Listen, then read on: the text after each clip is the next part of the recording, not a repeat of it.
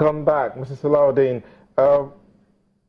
Permit me, something you said earlier, and I think we should follow up on that. You said no declaration equals to no census. I'm summarizing it.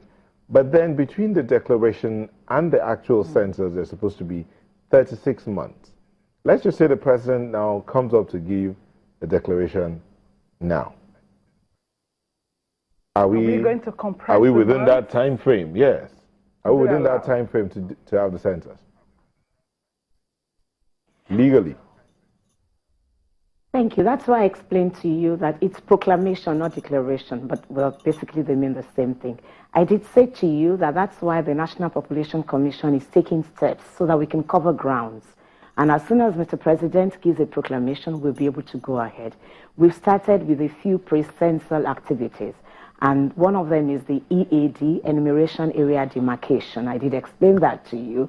And what that means is we started household listings.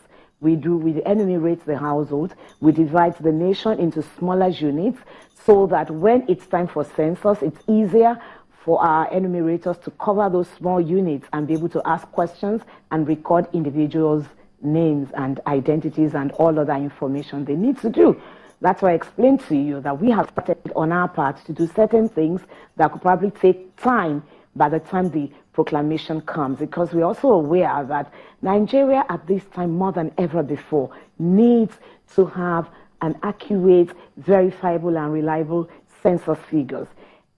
Demographic data cannot be set aside. I tell you, I was happy with how the Minister of Economic Matters of Zimbabwe described demographic data, census figures.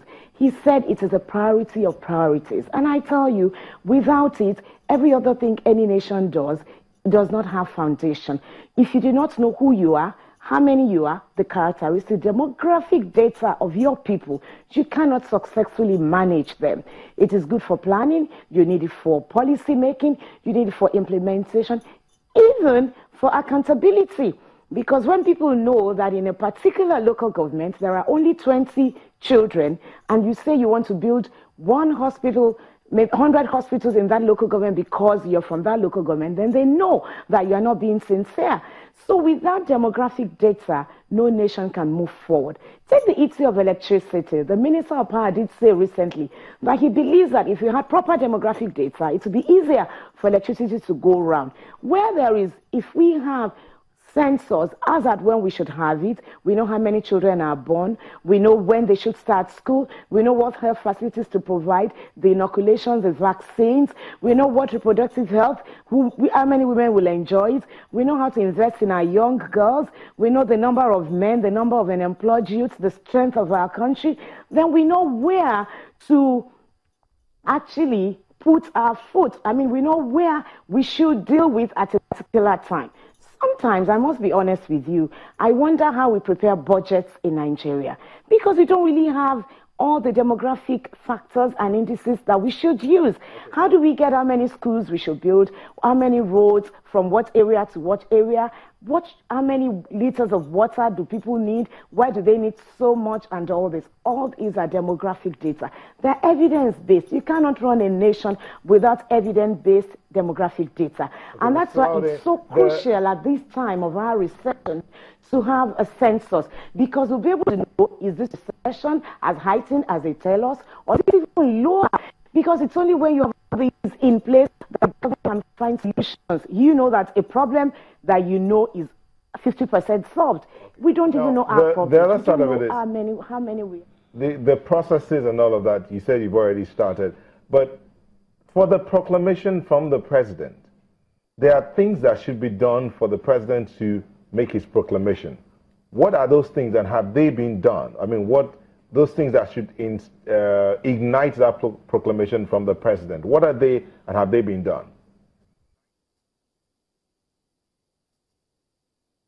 Thank you very much. On our part as National Population Commission, I want to say that we've done everything we should do to inform. Ours is to inform Mr. President. We've written, if you would have listened recently, Our legislators are actually on our side on this. They too have been backing us up to say, look, we need this census.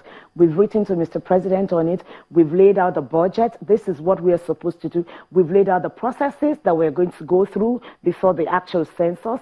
And we've been able to also state why it is very crucial at this time.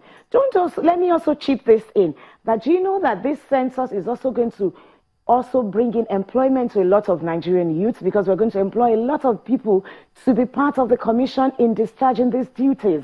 So it is really economically viable for Nigeria. I do also know, I must say this as a matter of fact and truth, that it's also financially consuming, and that's why we have usually a lot of international organizations usually collaborate with us in ensuring that a proper census is delivered. We've had census figures from 1952, 1953, 1962, 1963, 1973, 1991, 2006. But you see, in all of these things, there have always been controversies around the figures that are generated. Is there a guarantee that we will not have any controversy when this other census in 2018 is eventually done? And how do we ensure that we don't get a controversy there?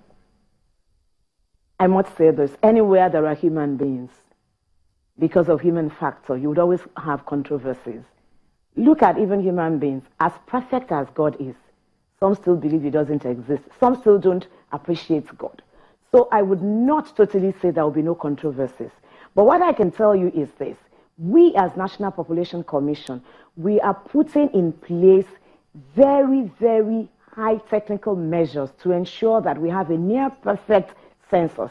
I did say to you that the enumeration area demarcation will be carried out with Android. We're going to have high resolution satellite imageries. And you know what that means? That means we can capture every nook and cranny of the particular area our enumerators will be going into. And so we can divide it into manageable portions for the census proper. That's number one. Number two, we're also asking and telling the government, the federal government, that we're going to have biometric-based census. With biometric-based census, it will be almost impossible for people to play the same pranks they used to play before.